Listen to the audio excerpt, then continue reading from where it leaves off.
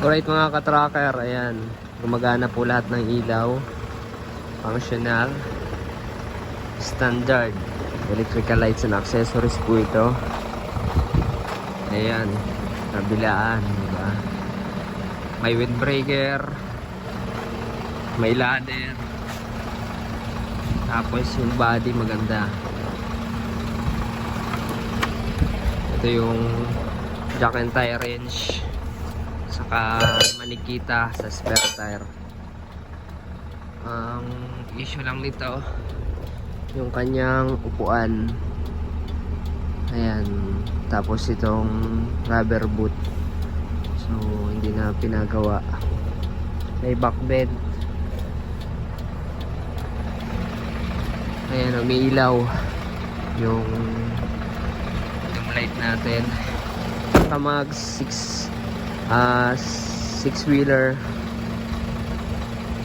mag yung rim 6 studs, brake drum, tip spring suspension. Ayan, binapping lang yung kanyang pintura, kulay green. Ayan, forward 32 feet ang haba. Ito maganda to sa mga magagaan na karga na marami. So sulit pa rin biyahe mo dito. Sobrang haba. Stainless yung running guard hanggang likod yan. Tapos naka M4 type clearance light. Paludo stainless hanggang likod. Sure na hindi mabubulok. Huwag lang mabangga. Tapos ang ganda nitong likod.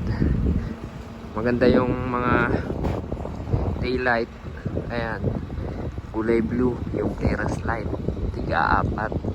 Stainless yung kanyang handle, pati hinges, lahat, diba?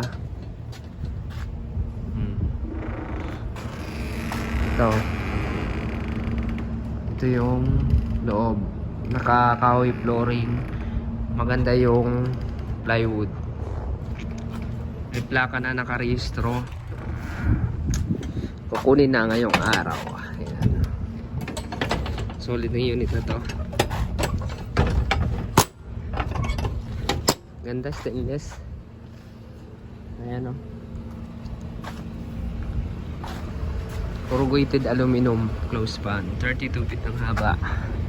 Tapos yan, diba, aluminum yung soleras, aluminum yung BB chassis. Original na mahaba talaga mga ka-tracker. Walang dugtong dito. Dumating sa Pilipinas. Ay mga ka-tracker, airbag pala to. Sorry, airbag suspension pala to. Yan, naka-airbag suspension yung likod. Pero yung lip spring yung suspension sa una, naka-lip spring. Yan, isa lang yung kanyang fuel tank. Ang gross weight capacity pa rin ito is ito, 8.5 4250. Mababa lang yung tinakbo nito. Nasa 500,000 lang. Silipin natin. Yung odo niya 520,000. Ayan, solid na yan. Patay na natin, maubos na yung gas.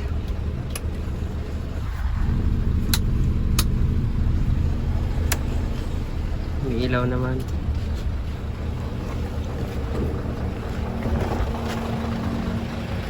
Check ko lang yung plate light. Sa likod, napaka-importante ang plate light. Pag wala kang plate light, pwede kang mahuli at magmulta. Meron naman. Ayan. Hindi na to. Pinalinis ko lang. Mahaba niyan. Ayan o. Pogi. Nagustuhan nyo itong truck na to. Pag-like naman. Alright mga ka-tracker, ginasa na namin, nilagyan namin ng crudo. Alright, so ito yung unit. Ayan, nakikita nyo. 6HK1 full electronic si RDI. Ayan, di ba? Kapal ng gulong. Ayan, oh. May baon pang ano, bolt. Right, yan. Solid. Gusto niyo makita andar? Paandarin natin. Tapos, yung upuan, pinalitan namin. Ayan, para pogi. Ayan, wala nang ano yan. Wala na siyang sira. Saka yung shifter boot. Ayan ang andar ng ating makina. Diba? Ayan, pakita ko sa inyo.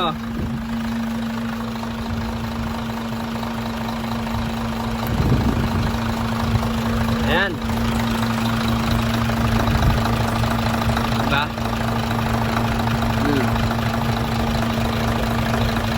Walang bula. Ito mga ka-tracker, pag Japan surplus truck,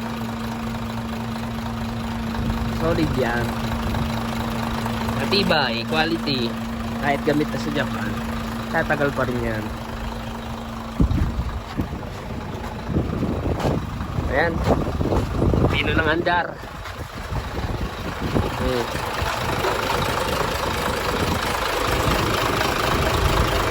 Turbo.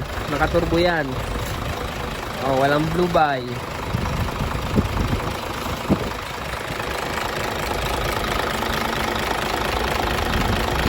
240 PS to. Tigas. Sana naigpitan na natin. Ay, nagbukan na natin.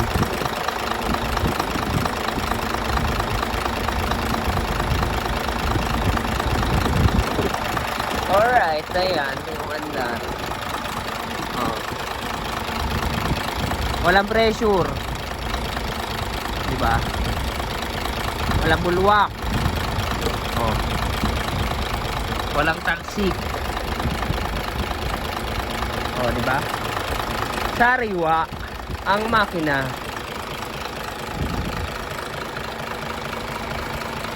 Ayan mga ka-tracker, ang ating unit.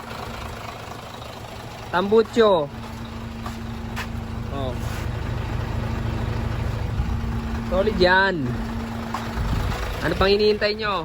Kung gusto nyo garantisadong truck, dito na kayo kumuha. Ayan, pinakita ko lang. Kuha na natin. Pogi na yan. Tahimik na tahimik.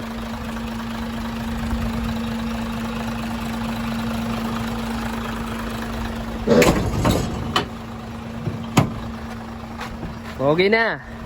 Oh, pinalitan natin ng upuan. Tapos shifter boot. All goods na. Oh. Tamang alaga lang, tatagal ang truck. Sinasabi ko sa inyo. Right mga ka-tracker, yan lamang. Maraming salamat. Kung nagustuhan nyo, like, share, mag-subscribe na.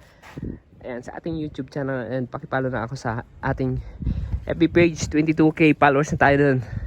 Right. Maraming salamat. God bless. Pogi.